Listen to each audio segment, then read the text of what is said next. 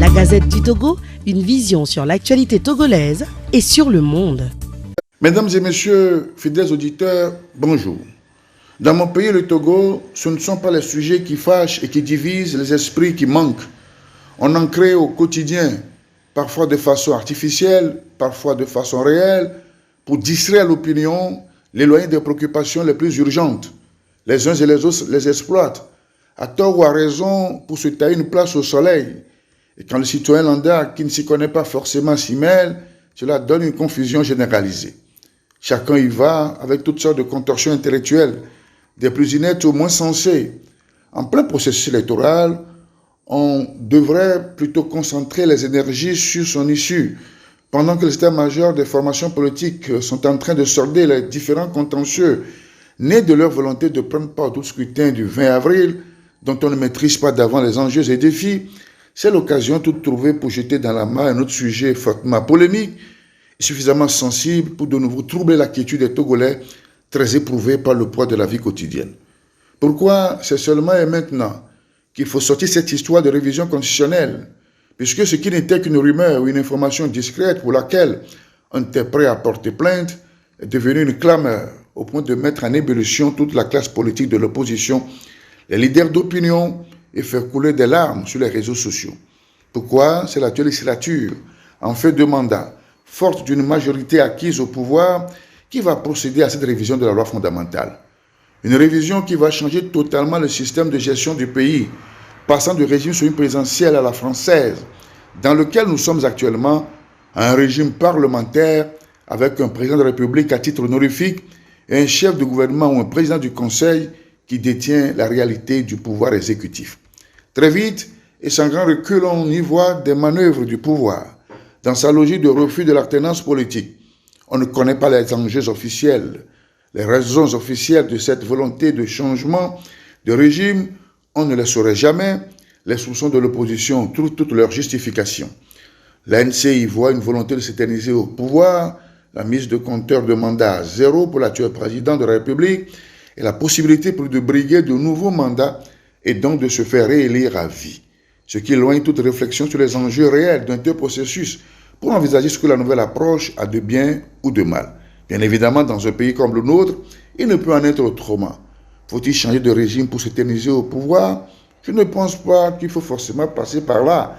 Il suffit de faire comme d'habitude dans nos pays en Afrique. On change de constitution et le tour est joué. Tout ce grand débat sur le type de régime politique avait déjà agité la classe politique et le monde des constitutionnalistes pendant la conférence nationale.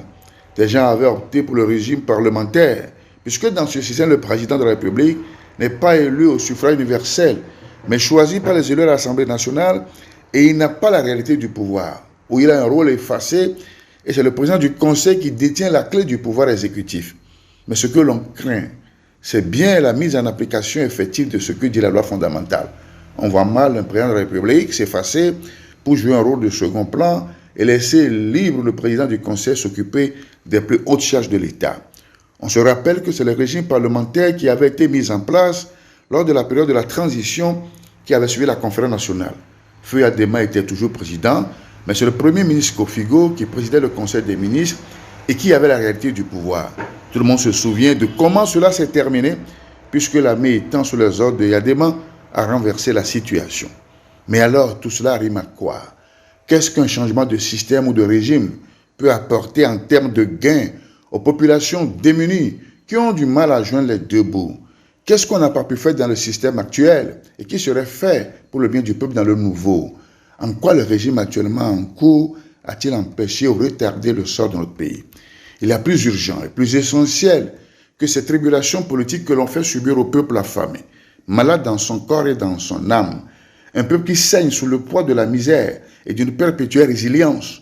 Les politiques ne prêchent que pour leur chapelle, loin des besoins les plus élémentaires des populations. Bientôt, ils viendront encore nous abreuver de vaines paroles et de fausses promesses, fortement démagogiques, pour solliciter nos voix. Combien sont-ils depuis qu'ils ont été élus à l'Assemblée ou dans les conseils municipaux à retourner sur le terrain et s'enquérir des besoins de leurs électeurs? La stratégie est toute trouvée, faire en sorte que les Togolais se lassent de la chose politique pour leur laisser le champ libre à toutes sortes d'expérimentations fantasmagoriques. Sénèque disait, c'est quand on n'a plus d'espoir qu'il ne faut désespérer de rien. Bon dimanche. La Gazette du Togo, une vision sur l'actualité togolaise et sur le monde.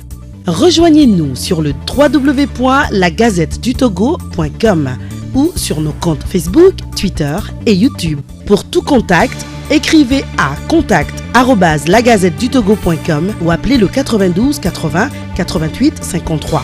La Gazette du Togo, c'est l'information en continu.